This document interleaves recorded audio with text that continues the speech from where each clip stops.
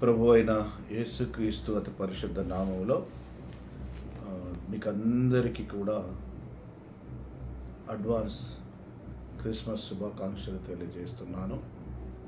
మన ప్రియులారా, మరొకసారి వాక్యము ద్వారా మీ ముందుకు రావడానికి దేవాది దేవుడు నాకు ఇచ్చిన గొప్ప కృపను బట్టి ఆయనకు వందనాలు చెల్లిస్తున్నాను. వింటున్న మీకు అందరికీ కూడా ప్రభు ప్రేమను బట్టి అందరికీ వందనాలు. మరి మనమందరము కూడా ఈ సంవత్సరం చివరి దినాలలో ఉన్నాము. డిసెంబర్ మాసం చివరి దినాలలో ఉన్నాం. అయితే ఈ నెలలో మనమందరము కూడా ప్రపంచవ్యాప్తంగా క్రిస్టమస్ పండుగని జరుపుకోవడానికి ఆనందోత్సాహాలతో అందరము క్యారల్స్ చేసాం, ఇంటింటికి సువార్త ప్రకటించాం. ప్రియులారా, మరి ఆ సువార్త ప్రకటించినప్పుడు సువార్త ప్రకటించే వారి పాదములు ఎంతో సుందరములని దేవుని వాక్యం సెలవిస్తుంది. కనుక మనందరము కూడా దేవుని కృపను పొందుకున్న వారమై ఉండి ఆయన మనకు అప్పచెప్పిన బాధ్యతను నెరవేర్చే వారముగా ఉన్నామని నేను విశ్వాసంతో నేను రూఢిగా నమ్ముచున్నాను. ప్రియులారా, మరి ఈ సమయంలో వాక్యమును ధ్యానించడానికి ఈ క్రిస్మస్ దినాలలో ఉన్నటువంటి పరిస్థితులను కొన్నింటిని మరి మన జీవితాలు ఎలా ఉన్నాయో పరిశీలన చేసుకోవడానికి దేవుడు అవకాశం మనకి ఇచ్చినాడు కనుక ఆయన నామాన్ని ఘనపరుస్తాం. అయితే ఈ క్రిస్మస్ దినాలలో చాలామంది కూడా ఏం చేస్తారంటే తమ తమ ఇంటి పైన స్టార్లను పెట్టుకుంటారు, నక్షత్రాన్ని పెట్టుకోవడం జరుగుతుంది. ఆ నక్షత్రము యొక్క గుర్తు ఏంటంటే ఆ నక్షత్రము చూడగానే, ఆ స్టార్ను చూడగానే ఇది క్రైస్తవుల గృహం అని తెలియబడుతూ ఉంటుంది. కాబట్టి మరి ఆ స్టార్ ఎందుకు పెట్టుకోవాలి, ఆ స్టార్ పెట్టుకుంటే ఏమి జరుగుతుంది, మరి మనము ఆ స్టార్ పెట్టుకున్న మనము ఎలా జీవించాలనేది మనం చూద్దామండి. అయితే సంఖ్యాకాండము మనం ప్రారంభించుకుందాం వాక్యాన్ని. సంఖ్యాకాండము 24వ అధ్యాయం, సంఖ్యాకాండం 24వ అధ్యాయం 17వ వచనాన్ని చూద్దాం. ఆయనను చూచుచున్నాను కానీ ప్రస్తుతం ఉన్నట్టు కాదు, ఆయనను చూచుచున్నాను కానీ సమీపముననున్నట్టు కాదు. నక్షత్రము యాకోబులో ఉదయించును, రాజదండము ఇశ్రాయేలులో నుండి లేచును అని ఇక్కడ వాక్యం సెలవిస్తుంది. ప్రియులారా, చూడండి, నక్షత్రము, ఈ నక్షత్రము యాకోబులో ఉదయిస్తూ ఉంటుంది. యాకోబు సంతతిలో నక్షత్రము ఉదయిస్తుంది. రాజదండము అంటే ఏలేటువంటిది ఎక్కడి నుండి వస్తున్నట్టు ఇశ్రాయేలులో నుండి లేచును అని ఇక్కడ వాక్యం సెలవిస్తూ ఉంటుంది. ఇదిగో మనం చూసినట్టయితే ఈ నక్షత్రము యేసుక్రీస్తు జననానికి సాదృశ్యం అంటున్నాం గనక యేసుక్రీస్తు జననము ప్రవచనానుసారమైనటువంటి జననము. ఏదో వట్టిగా యేసుక్రీస్తు లోకంలో జన్మించలేదు. ప్రవక్తలు ప్రవచనాలు పలికినారు. మా ఆది కాండం నుండి మొదలుకుంటే ప్రవచనాలు, చాలా ప్రవచనాలు యేసు ప్రభు పుట్టడానికి ముందుగా ప్రవచనాలు ఉన్నాయి. అయితే బైబిల్లో యేసుక్రీస్తు యొక్క జననమును గురించి 333 సార్లు ప్రవచించడం జరిగింది. ఆయన పుడతాడు, ఈ లోకములకు వస్తారని ప్రవక్తలు ప్రకటించడం జరిగింది.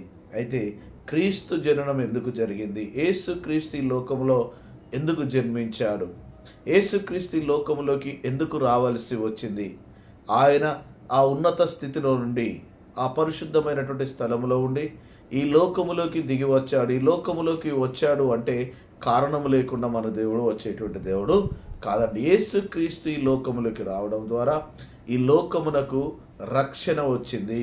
మొదటిగా యేసుక్రీస్తు ఈ లోకములో పుట్టడం అంటే రావడం ద్వారా, మానవ రీతిగా ఈ లోకములోకి రావడం ద్వారా లోకానికి రక్షణ వచ్చింది. అందుకే ఆయన రక్షణ ఇవ్వడానికి ఈ లోకములోకి వచ్చినాడు.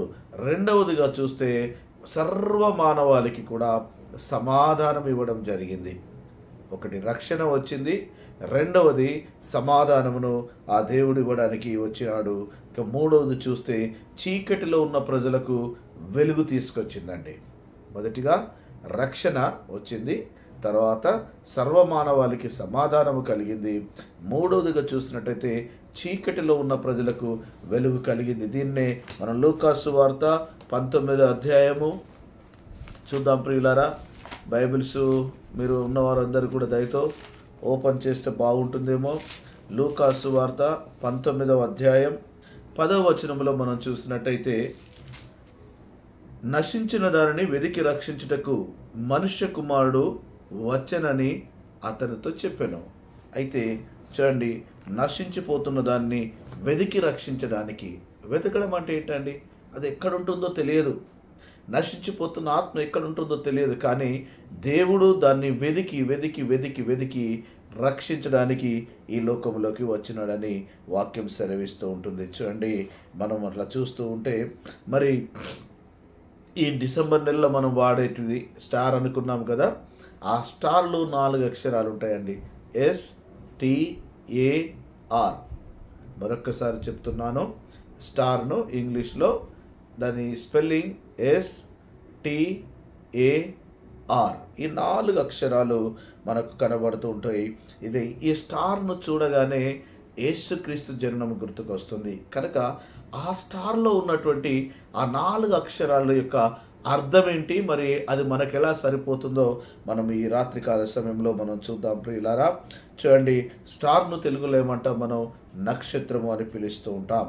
మనము న్యాయాధిపతుల్లో సంఖ్యాకాండంలో చదువుకున్నట్టు, నక్షత్రము ఎక్కడ పుడుతుందంట? యాకోబులో ఉదయిస్తూ ఉంటుంది. కనుక నక్షత్రము దేనికి గుర్తు అంటే కృపకు సాదృశ్యముగా ఉంది. నక్షత్రము నీకు నాకు కృపనిచ్చేది, దానికి గుర్తింపుగా ఉంటుంది. కృప అంటే మనం గతంలోనే చదువుకున్నాం ప్రియులారా. కృప అంటే అర్హత లేని వారికి, అర్హత లేని దాన్ని ఉచితంగా ఇవ్వడము. అంటే నువ్వు పొందుకోవడానికి కానీ నేను పొందుకోవడానికి కానీ అర్హులము కాదు, కానీ అది ఉచితంగా మనకు వస్తుంది. ఈ రక్షణ అనేది అది పొందుకోవడానికి మనం అర్హులము కాదు, మనం పాపముతో జీవిస్తున్నాం, కానీ అది దేవాది దేవుడు నీకు నాకు ఉచితముగా ఇచ్చినాడు ప్రియులారా. కనుక నక్షత్రము కృపకు సాదృశ్యము, రాజదండము పరిపాలనకు సాదృశ్యమైనది, కనుక అది సత్యముకు సాదృశ్యము. నక్షత్రము కృపకు సాదృశ్యము, రాజదండమేమో సత్యమునకు సాదృశ్యము. కనుక ఈ 2 కలిపితే మనం చదివితే ఏమొస్తుందంటే, యేసుక్రీస్తు కృపా సత్య సంపూర్ణుడై ఉన్నాడు. అందుకే యోహాను సువార్త 1:14 వచనంలో రాయబడి ఉంటుంది, ఆయన కృపా సత్య సంపూర్ణుడు అని రాయబడి ఉంటుంది. కనుక మనము ఆరాధిస్తున్నటువంటి దేవుడు, ఇదిగో ఈ క్రిస్టమస్ జరుపుకుంటున్నటువంటి ఆ దేవుడు ఎలాంటి వాడంటే కృపా. నక్షత్రము అనగా కృప, కనుక రాజదండము సత్యము, కనుక ఆయన కృపా సత్య సంపూర్ణుడు, అసంపూర్ణుడు కాదండి. నువ్వు నేను ఆరాధించే దేవుడు, నీవు నేను మొక్కుతున్నటువంటి దేవుడు అసమర్థుడు కాదండి, పరిపూర్ణమైనటువంటి వాడు. అందుకే మన దేవుడు ఎలాంటి వాడంటే 100కి 100% మానవుడిగాను 100కి 100% దేవుడుగాను మన దేవుడు ఉన్నాడు. కనుక అలాంటి దేవుణ్ణి మనం గణపరచవలసిన వారముగా మనం ఉన్నాం. కనుక ఈ కృపా సత్య సంపూర్ణమైనటువంటి ఈ దేవుడు ఇదిగో మనం ఆరాధించడానికి యోగ్యమైనటువంటి దేవుడు. ఈ యాకోబు అంటే ఏంటంటే, యాకోబు అనగానే మనందరికీ తెలుసు మోసగాడు, యాకోబు అనగా మోసము, యాకోబు అనగా మడిమే, యాకోబు అనగా చీకటి అనే అర్థం. ఈ 3 నక్షత్రము, తదుపరి రాజదండము, యాకోబును గురించి మనం చూసాం. ఇప్పుడు చూద్దాం ఈ స్టార్లో ఉన్నటువంటి 4 పదాల యొక్క అక్షరాల యొక్క అర్థాలు. మొదటిగా STARలో స్టార్లో S అక్షరం అనేది ఉంటుంది. ఆ S అక్షరం ఏంటంటే సాటిస్ఫై అలా అనొచ్చు. రెండవదిగా సాక్రిఫై అని కూడా మనం అనొచ్చు. సాక్రిఫై అంటే ఏంటంటే త్యాగము. క్రిస్మస్లో మొదటిగా ప్రియులారా నీకు నాకు కనబడవలసింది త్యాగము. మనం త్యాగం చేసేవారిగా ఉండాలి, మనం ఇచ్చేవారిగా ఉండాలి, పొందుకునేవారే కాదు జనులకు ఇచ్చేవారిగా ఉండాలి.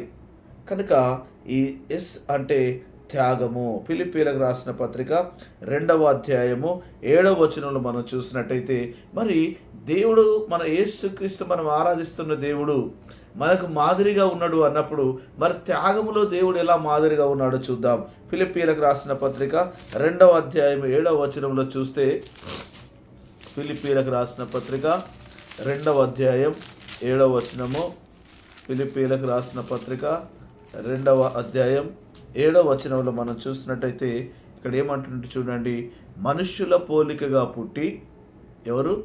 యేసుక్రీస్తు మనుష్యుల పోలికగా పుట్టి దాసుని స్వరూపమును ధరించుకొని, నీవు నేను ఆరాధిస్తున్నటువంటి దేవుడు ఎలా ఉన్నాడంటే చూడండి, మనిషి పోలికగా పుట్టాడు, మానవుని పోలికగా పుట్టాడు.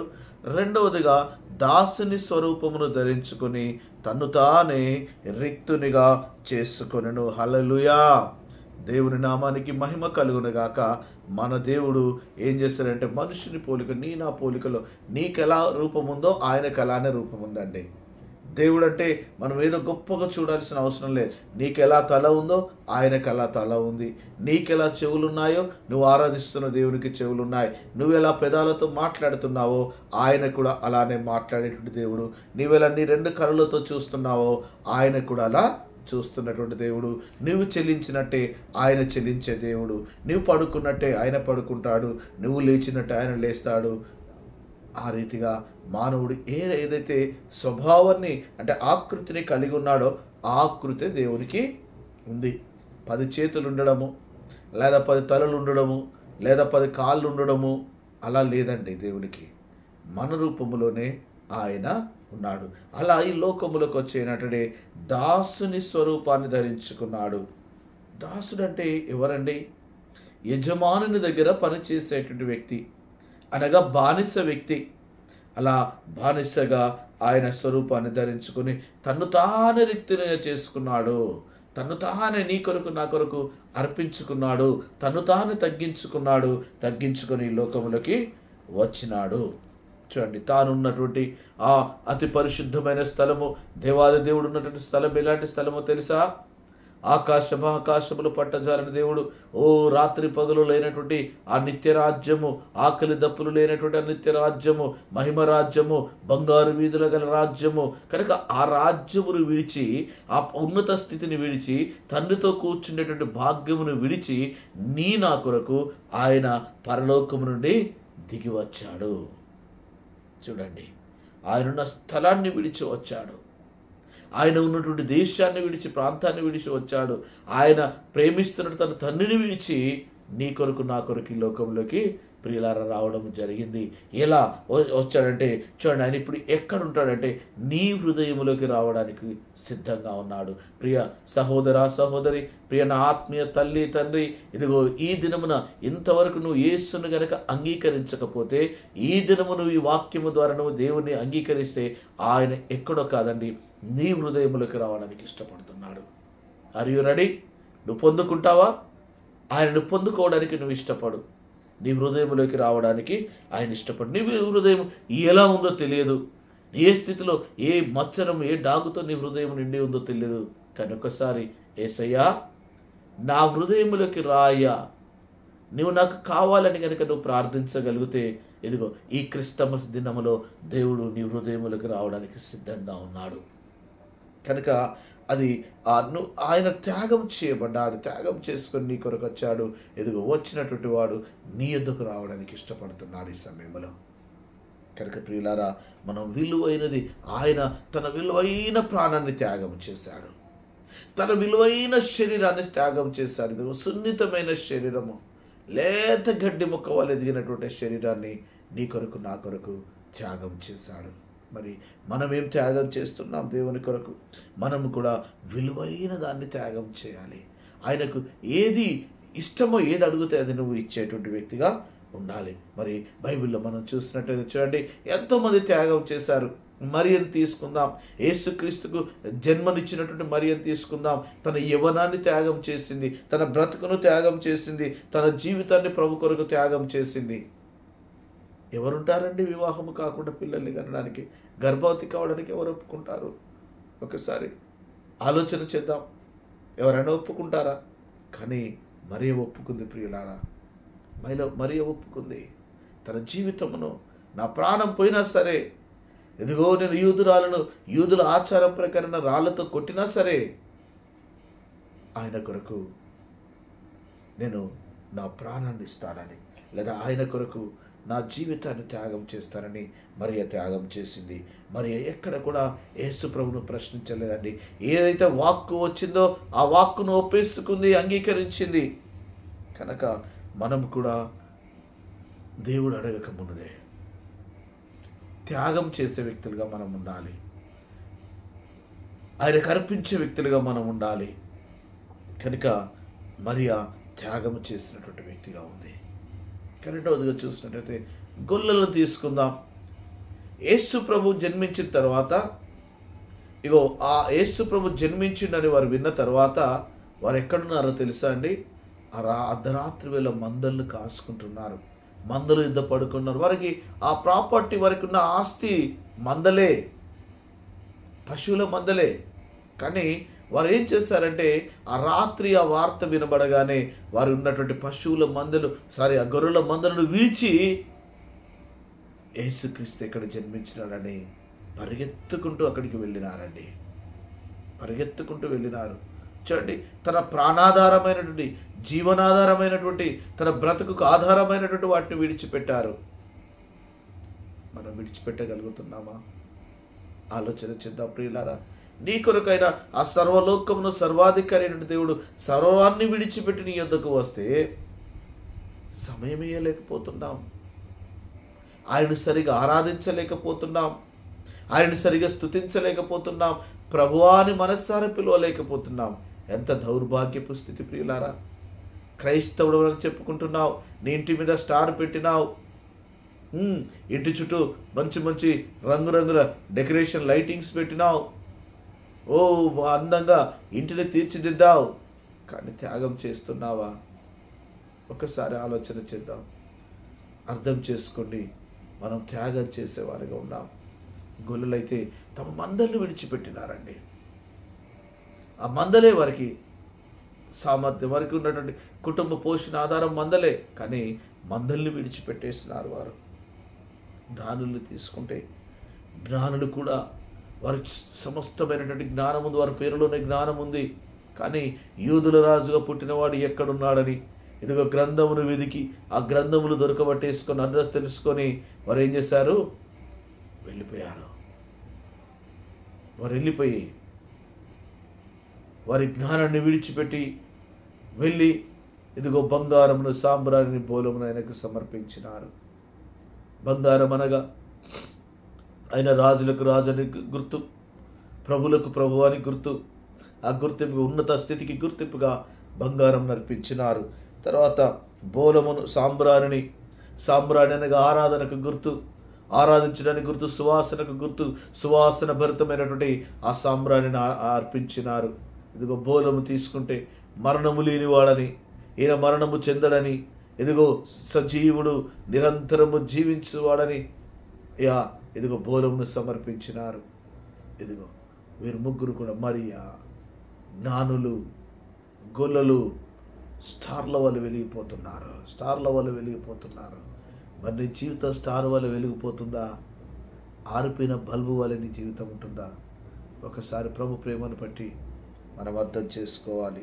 కనుక నీవు నేను స్టార్గా ఉండాలంటే, వెలిగించే వ్యక్తిగా ఉండాలంటే, నువ్వు వెలిగి ఉండాలంటే ఏం చేయాలంటే విడిచిపెట్టే వాటన్నిటిని విడిచిపెట్టాలి. ప్రియ సహోదరుడా, సహోదరి, విడిచిపెట్టే వాటిని విడిచిపెట్టు. ఈర్ష, ద్వేషము, కక్ష, మత్సరము, కుళ్ళు, కుతంత్రాలు, పగ, లోకానుసరమైన కార్యాలు, శరీర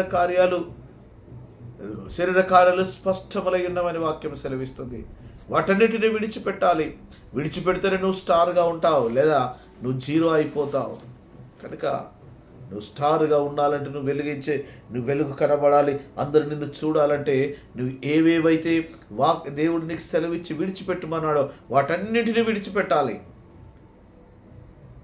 దేవుడు విడిచిపెట్టమన్న వాటిని విడిచిపెట్టము. దేవుడు గట్టిగా పట్టుకోవాలన్న దాన్నేమో మనం పట్టుకోము.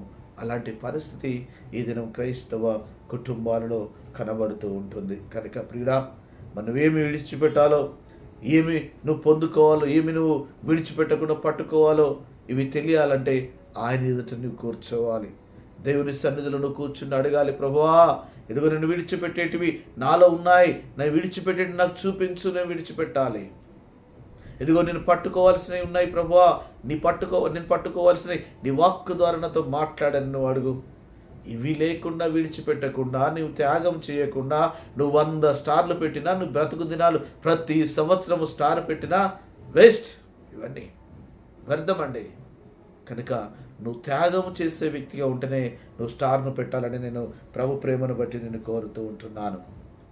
రెండవ లెటర్ చూసినట్టయితే టీ, మొదటి లెటరు ఎస్ సాక్రిఫై అనగా త్యాగము.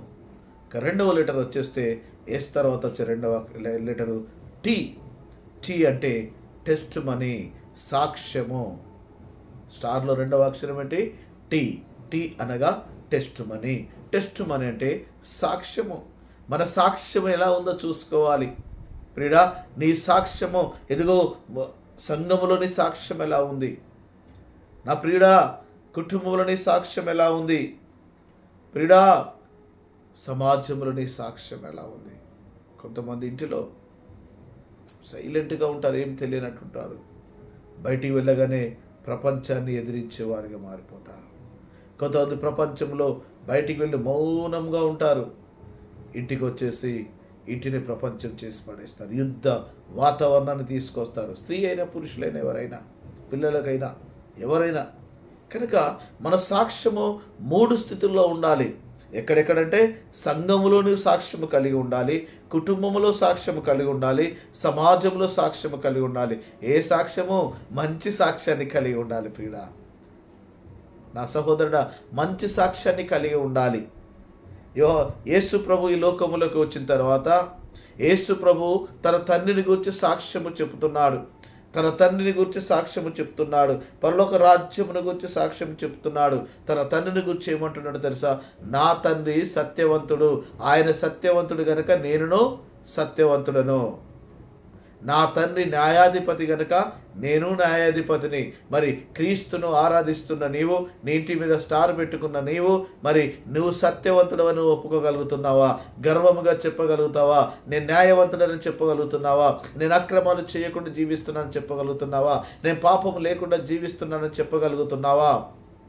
ఇతరులను ప్రేమిస్తున్నానని చెప్పగలుగుతున్నావా?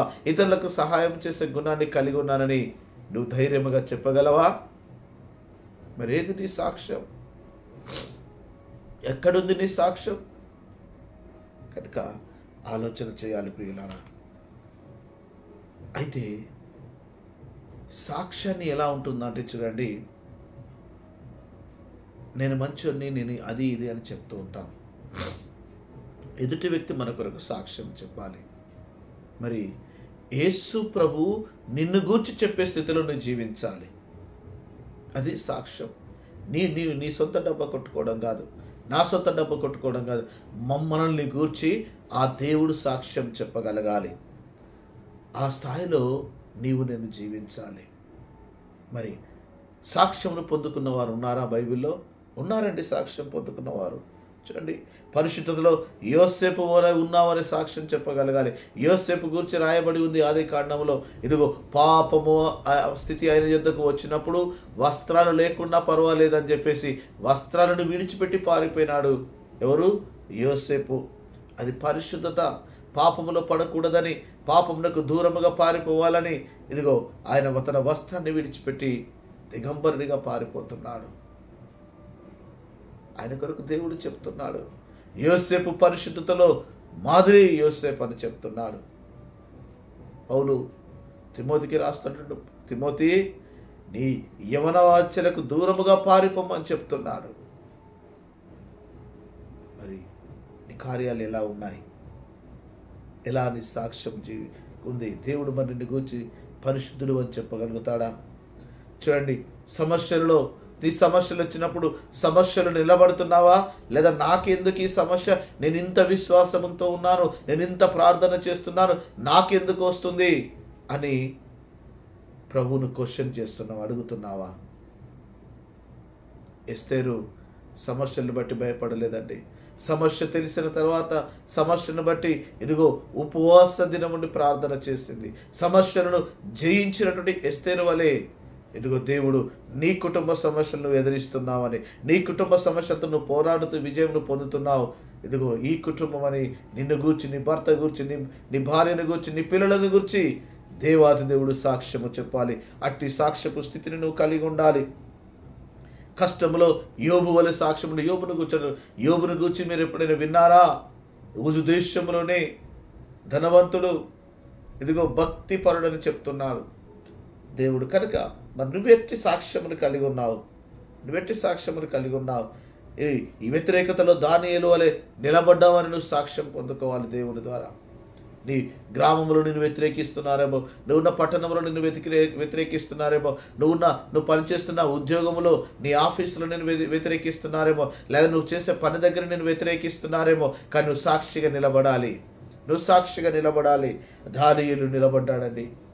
అన్ని దేశంలోకి వెళ్ళినాం, అన్ని దేశంలో బానిసగా ఉన్నాడు, కానీ ఎక్కడ కూడా ఆయన స్థితిగతుల్లో మార్పు తీసుకొచ్చుకోలేదు. నిలబడ్డాడు, వ్యతిరేకతలు నిలబడ్డాడు. కుష్ఠరోగి వెళ్ళి ఆయన కొరకు సాక్ష్యం చెప్తున్నాడు. ఇదిగో నన్ను రక్షించిన వాడిని, నా వ్యాధిని పోగొట్టిన వాడిని, ఇదిగో నాకు స్వస్థత ఇచ్చిన వాడు ఉన్నాడు అంటే జనులందరూ పరిగెత్తుకొని ఆయనను చూడడానికి వచ్చేస్తున్నారు. ఆ కుష్ఠరోగి కొరకు చెప్తున్నాడు దేవుడు సాక్ష్యం. నీ సాక్ష్యం ఏమైంది? నీ సాక్ష్యం ఏమైంది బిడ్డ? తండ్రి, తల్లి, మంచి సాక్ష్యాన్ని కలిగి ఉండు. మంచి సాక్ష్యాన్ని కలిగి ఉండు. రెండవది, టీలో టెస్ట్ మనీ, సాక్ష్యాన్ని కలిగి ఉండాలి. ఇక మూడవ అక్షరాన్ని చూస్తే ఏ అవైలబిలిటీ. అవైలబుల్గా ఉండాలి అంటే అందుబాటులో ఉండాలి. ఎవరికి అందుబాటులో ఉండాలి? దేవునికి అందుబాటులో ఉండాలి. ఆయనకు సమీపంగా ఉండాలి. దేవునికి సమీపంగా ఉండాలి. సేవకునికి సమీపంగా ఉండాలి. కుటుంబానికి సమీపంగా ఉండాలి. కొద్దిమందిని చూస్తాం, సంఘములు అన్ని పనులు చేస్తాడు కానీ ఆరాధనకు రాడు. కొంతమంది ఆరాధనకు వస్తారు, ఏ పని చేయరు, సంఘమును పట్టించుకోరు. కొంతమంది ఆరాధిస్తారు, సంఘంలో ఉంటారు, కుటుంబాన్ని పట్టించుకోరు. కొంతమంది కుటుంబమునే పట్టించుకుంటారు, మందిరానికి రారు. నువ్వే స్థితిలో కలిగి ఉన్నావు? దేవునికి సమీపంగా ఉండే వ్యక్తిగా ఉండాలి. దేవునికి నువ్వు సమీపంగా ఉండాలంటే ఆయనను ప్రార్థిస్తూ ఉండాలి. ఎప్పుడు ఆయన ప్రసన్నతను చేసుకుంటూ ఉండాలి. సమయలను పిలుస్తున్నప్పుడు చిత్తము ప్రభువా నేను ఉన్నానంటున్నాడు. మరి దేవుడు నిన్ను పిలుస్తున్నప్పుడు నువ్వు చిత్తమని చెప్తున్నావా? ఆలోచన చెయ్యి. కనుక నువ్వు సమీపంగా ఉండాలి. యేసయ్య పరలోకం నుండి ఎందుకు వచ్చాడో తెలుసా బిడ్డ? యేసయ్య నీకు నాకు సమీపంగా ఉండడానికి వచ్చాడు. నీ ప్రక్కన నిలబడి ఉంటాడు దేవుడు. కనుక మనకు సమీపంగా ఉండేటువంటి దేవుడు, ఆయన మనకు సమీపంగా ఉండేవాడు. మనము కూడా ఆయనకు సమీపంగా ఉండాలంటే మన స్థితి నుంచి దిగి రావాలి. మన మనస్సాక్షి నుంచి దిగి రావాలి. తగ్గించుకోవాలి. అందుబాటులో ఉండాలి. అప్పుడే దేవుడు నిన్ను బట్టి ఆనందించే దేవుడుగా ఉంటాడు. ఇదిగో దేవుని రాజ్యము, వాక్యము అయ్యా నీకు అందుబాటులో ఉంది. ఇదే రక్షణ దినం, ఇదే అనుకూలమైన సమయము. కనుక రక్షణ వచ్చినప్పుడే నువ్వు రక్షణ పొందుకోవాలి. వీడ ఆయనకు సమీపంగా ఉండాలి నీవు. మరి నీ ఇంటిపైన స్టార్ పెట్టుకున్న నీవు దేవునికి సమీపంగా ఉన్నావా? లేదా కేవలము ఆ లైట్ను వెలిగించి, భౌతికంగా లైట్ను వెలిగించి జీవిస్తున్నావా? కనుక మూడవదిగా నువ్వు దేవునికి సమీపంగా ఉండాలని దేవుడు ఆశపడుతున్న ఒక చిన్న ఉదాహరణ చెప్తానండి. పిల్లలున్న ప్రతి తల్లిదండ్రికి తెలుసు, మీ కుమారుడు కానీ మీ కుమార్తె కానీ మీకు అందుబాటులో లేకుండా, మీరు పిలిచినప్పుడు రాకుండా ఉంటే ఏం చేస్తాం? కోపం వస్తుంది కదా. నీ కుమారుడు నీ కుమార్తె నీకు అందుబాటులో లేకుండా నువ్వు పిలిస్తే, ఎక్కడో ఇల్లు దూరంలో ఉన్నాడు అనుకోండి, ఆడుతున్నాడు అనుకోండి, ఏం చేస్తావు? చిన్న కర్ర పట్టుకొని వెళ్తావు దండించడానికి. నీకు అందుబాటులో లేడు నీ కుమారుడు, నీ అందుబాటులో లేడు నీ కుమార్తె లేదు. మరి భౌతికంగా ఉన్న పిల్లల కొరకే నీ కంటికి కనబడుతూ దూరంగా ఉంటే నువ్వు క్షమించలేవే. ఆత్మదేవునికి నువ్వు దగ్గర లేకపోతే నువ్వు ఆయన బిడ్డవు కదా సహోదరుడా, నువ్వు ఆయన కుమారుడివి కదా, నువ్వు కుమార్తెవి కదా, నిన్ను కన్నాడు కదా, నిన్ను నిర్మించినాడు కదా, నిన్ను పోషిస్తున్నాడు కదా, నీకు ఆరోగ్యం ఇస్తున్నాడు కదా. నువ్వు ఎలా ప్రార్థన చేస్తే నీకు అలా ఆయన సహాయం చేస్తున్నాడు కదా. మరి నువ్వు అందుబాటులో లేకపోతే ఏంటి పరిస్థితి? ఆలోచన చేద్దాం. స్టార్ పెట్టుకున్న నీవు ఆయనకు అందుబాటులో ఉండాలి. చిత్తము ప్రభు అనాలి. మరి ప్రార్థన అనగా నీవు ఆయనతో మాట్లాడడం, వాక్యము చదవడం అనగా ఆయన నీతో మాట్లాడడం. మరి నీవు మాట్లాడుతున్నావా? ప్రతి ఉదయకాలం ఆయనకు సమయాన్ని ఇస్తున్నావా? వేకువజామున మొదటి ప్రార్థన ఆయనకు చేస్తున్నావా? ఆయన సన్నిధిని ప్రసన్నత చేసుకుంటున్నావా? లేదా ప్రభువా బ్రతికించినందుకు వందనాలని ముగించుకొని వెళ్ళిపోతున్నావా? చేస్తాం. మనం కూడా క్షణ ప్రార్థన చేస్తాం. ఆయనకి ఇష్టమా కాదా నీకు అవసరం లేదు. నీకు అవసరం ఉన్న ప్రార్థన చేస్తావు. దేవునికి నీ అవసరత కొరకే ప్రార్థన చేస్తావు. సమస్తాన్ని చూడయ్యా, కానీ వివరణాత్మకమైన ప్రార్థన చేసి ఆయనతో మాట్లాడుతున్నావా? ప్రియ సహోదరుడా, ఈ రాత్రి ఆలోచన చేయి. ఇప్పటికైనా నువ్వు ఆయనకు సమీపంగా లేకపోతే ఈ దినమే నువ్వు ఆయనకు సమీపంగా వచ్చే బిడ్డగా ఉందువుగాక. ఇక 4వది మనం చూసినట్టయితే ఎస్ సాక్రిఫై త్యాగము, టెస్ట్ మనీ సాక్ష్యము, 3వదిగా అవైలబిలిటీ ఆయనకు అందుబాటులో ఉండడము. ఇక 4వదిగా STE కొరకు మనం చూసాం. 4వ అక్షరము ఆర్ అనగా రెవల్యూషన్,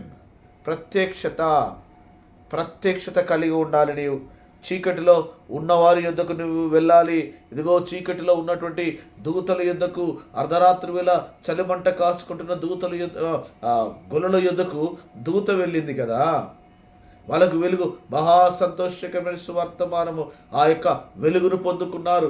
జ్ఞానులు వెలుగును పొందుకున్నారు. దూతలు వెలుగును పొందుకున్నారు. మరి వెలిగించబడిన నీవు, ఆయన వాక్యముతో వెలిగించబడిన నీవు ఎక్కడికి వెళ్ళాలో తెలుసా? చీకటిలో మగ్గిపోతున్న వారు, అంధకారములో ఉన్నటువంటి వారు, నాశన కూపంలో ఉన్నటువంటి వారు, మరణానికి సమీపంగా ఉన్నటువంటి వారు ఆ దేవుని యొక్క ప్రత్యక్షత పొందుకొని అక్కడికి నువ్వు వెళ్ళాలి. ఆయన నీ గత స్థితి అదే కదా.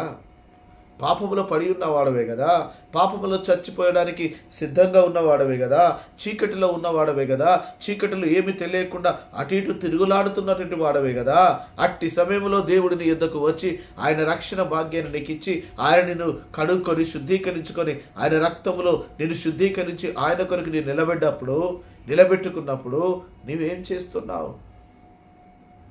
దేవుడు అంటున్నాడు సువార్త విషయంలో, మీరు వెళ్ళండి లేదా వెళ్ళేవారిని పంపండి.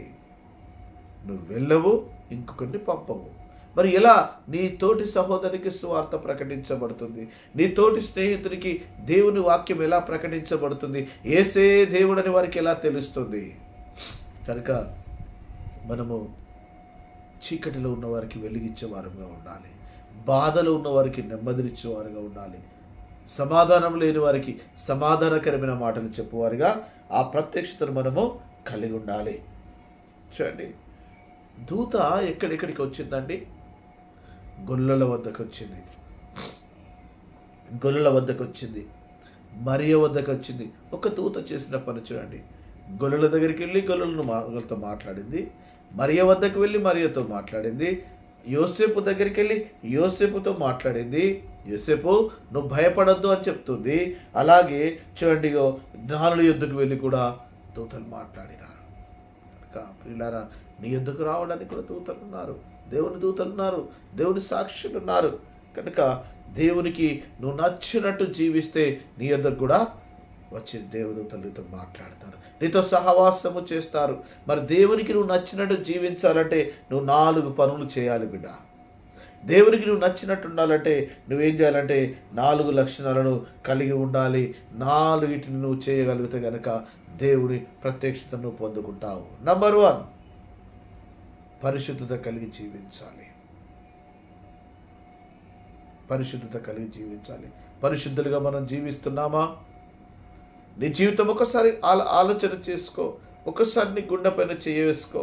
ఒకసారి నువ్వు ఈ దినమున ఏమేమి చేసినావు ఒకసారి ఆలోచన చేసుకో. నువ్వు పరిశుద్ధుడిగా నువ్వు జీవించినావా? పరిశుద్ధుడిగా ఈ దినమున బ్రతికినావా? పరిశుద్ధుడిగా నువ్వు నడుచుకున్నావా? నీ మాటలో సత్యం ఉండనా? అబద్ధాలు మాట్లాడి ఒకసారి అర్థం చేసుకో. కనుక పరిశుద్ధత కలిగి ఉండాలి ఒకటి. రెండవదిగా నమ్మకత్వం కలిగి ఉండాలి. దేవుడు అంటున్నాడు, ఈ చిన్న దానిలో నువ్వు నమ్మకంగా ఉన్నావు కనుక నీకు పెద్ద వాటిని ఆశీర్వదిస్తా అంటున్నాడు. కనుక నమ్మకత్వం కలిగి ఉండాలి. మూడవది లోబడే మనస్సును కలిగి ఉండాలి. దేవుని వాక్యానికి లోబడాలి, ఆయన ఇచ్చిన మాటలకు లోబడాలి, సంఘానికి లోబడాలి, సేవకునికి లోబడాలి, కుటుంబానికి లోబడాలి, నీ పై అధికారులకు లోబడాలి, నీ పైనున్న వారికి లోబడాలి, నువ్వు నీ నాయకులకు లోబడాలి, నిన్ను పాలించే వారికి లోబడాలి. అధికారులను దేవుడే కదా నిన్ను నియమించింది, వారికి లోబడి ఉండొద్దా? లోబడాలి. కనుక నువ్వు లోబడి జీవించాలి. ఇంకొక నాలుగోది ఏంటంటే విడిచిపెట్టే గుణాన్ని కలిగి ఉండాలి. విడిచిపెట్టే గుణాన్ని కలిగి ఉండాలి. ఇది వీరా, ఈ సమయంలో నీకు ఏది విడిచిపెట్టలేవో ఇది నువ్వు విడిచిపెట్టాలి. విడిచిపెట్టాలి, దాన్ని విడిచిపెట్టాలి. దేవుడు అంటున్నాడు, నీ పాత రోత హృదయంలో నాకు ఇమ్ము, నేను దాన్ని బాగు చేస్తా అంటున్నాడు. నీ హృదయం నువ్వు ఇవ్వడానికి సిద్ధపడుతున్నావా? నువ్వు హృదయాన్ని ఇవ్వడానికి సిద్ధపడుతున్నావా? ఇది రాత్రి చిన్న సంఘటన చెప్పి నేను ముగిస్తానండి. మన గ్రామంలోకి, మన ఇంటి దగ్గరకు రోజు ఎవరెవరు వస్తారు ఏంటో తెలుసా? పాత ఇనుప రేకులు కొంటాం, పాత ఇనుప సామాన్లు కొంటాం, లేదా మీ వెంట్రుకలకు ఇదిగో స్టీల్ సామాన్ ఇస్తామని, లేదా నీ పాత టీవీ ఎక్స్చేంజ్లో మేము కొంటామని. వచ్చినప్పుడు నువ్వేం చేస్తావు బిడ్డ? నీకు పనికి రాంది, నీకు ఉపయోగం లేదు, వాళ్ళకి ఇచ్చేసి కొత్త తీసుకుంటావు. చెప్పులు తెగిపోయినాయి అనుకోండి, ఎక్కడికి వెళ్తాం? చెప్పులు కుట్టేవాడి యొద్దకు వెళ్తాం. నీ వస్త్రము చినిగిపోయింది అనుకోండి, టైలర్ దగ్గరికి వెళ్తావు. మరి నీ హృదయం పాడైపోతుంది, నీ హృదయం బాగులేదు కదా. మరి హృదయం బాగులేనప్పుడు ఆ హృదయాన్ని బాగు చేసేవాడి యొద్దకు వెళ్ళాలి కదా. ఎవరో తెలుసా నీకు హృదయం బాగు చేసేది? యేసుక్రీస్తు ప్రభు. యేసుక్రీస్తు ప్రభు. నీ హృదయము పాడైపోయిందేమో, చెడిపోయిందేమో, హృదయం బాగలేదేమో, అది ఘోరమైన వ్యాధి కలిగి ఉందేమో, ఆయన ఎదుకురా, ఆయన బాగు చేస్తాడు. నీ పాడైన హృదయాన్ని ఆయనకు అప్పచెప్పు. ఎక్స్చేంజ్లో నూతన హృదయాన్ని, నూతన ఆత్మను, నూతన మనసును దేవుడు నీకు ఇస్తాడు. ఇవి లేకుండా, ఈ 4 కార్యాలు చేయకుండా, నువ్వు త్యాగము చేయకుండా, నువ్వు సాక్ష్యాన్ని కలిగి ఉండకుండా, నువ్వు ఆయనకు అందుబాటులో ఉండకుండా, నువ్వు ఆయన ప్రత్యక్షతను పొందుకోకుండా, నువ్వు క్రిస్టమస్ చేసినా, నువ్వు మేకలు కోసినా, కోళ్ళు కోసినా, నువ్వు ఏమి చేసినా వ్యర్థం ప్రియుడా. కనుక ఈ సమయంలో ఆలోచన చేసుకో. నువ్వు స్టార్ వల్ల వెలిగించబడాలంటే ఈ 4 కలిగి ఉండాలి. పరిశుద్ధతను కలిగి ఉండాలి, తగ్గింపు స్వభావాన్ని కలిగి ఉండాలి, నమ్మకత్వాన్ని కలిగి ఉండాలి, ఇదిగో విడిచిపెట్టే వాటిని విడిచిపెట్టాలి. ఈ 4 కార్యాలు చేసి ఇదిగో 2024 క్రిస్టమస్లో నువ్వు ఒక క్రైస్తవుడిగా పేరు పొందుకోవాలి. ఇవి లేకుండా నువ్వు క్రైస్తవుని చెప్పుకునే అర్హత నీకు లేదు. కనుక దేవుడు ఈ రాత్రి సూటిగా ఇదిగో ఈ కార్యక్రమాన్ని చూస్తున్నా నా ప్రియ సహోదరుడ, సహోదరి, నీతోనే దేవుడు మాట్లాడుతున్నాడు. పెట్టు, స్టార్ పెట్టు, కానీ ఈ 4 ప్రకారాలుగా నువ్వు జీవించు. ఇది లేకుండా నువ్వు స్టార్ పెట్టడము వ్యర్థము, క్రిస్టమస్ చేయడం కూడా వ్యర్థం. ఆయన నీకు దగ్గరకు రాడు, నీ దూరంగా ఉంటాడు. ఎందుకంటే నీవెవరు ఆయనకు తెలియదు, ఆయన నీకు తెలుసుకోవచ్చు. నువ్వెవరు, నీ స్వరం ఆయనకు తెలియదు. అందుకే దేవుడు అంటే, నా గొర్రెలు నా స్వరము వినును, అవి నన్ను వెంబడించును. ఆయన గొర్రెవు కాదు, ఆయన స్వరాన్ని నువ్వు వినలేవు, నీ స్వరం కూడా ఆయన వినలేదు. అందుకే దేవుడు అంటున్నాడు, మీకును నాకును మధ్యలో పాపం అనే అడ్డు కూడా నియమించబడి ఉన్నది. ఆ గోడ తొలిగిపోవాలి. రాత్రి నువ్వు ప్రార్థన చేయి, ఒప్పుకొని పాపములు, నీ స్థితిగతులను ఒప్పుకొని నువ్వు ప్రార్థించు. దేవుడు నీకు విడుదలిచ్చి నిన్ను కాపాడి ఆ నిత్య రాజ్యానికి వారసును చేయునుగాక. ఆమేన్.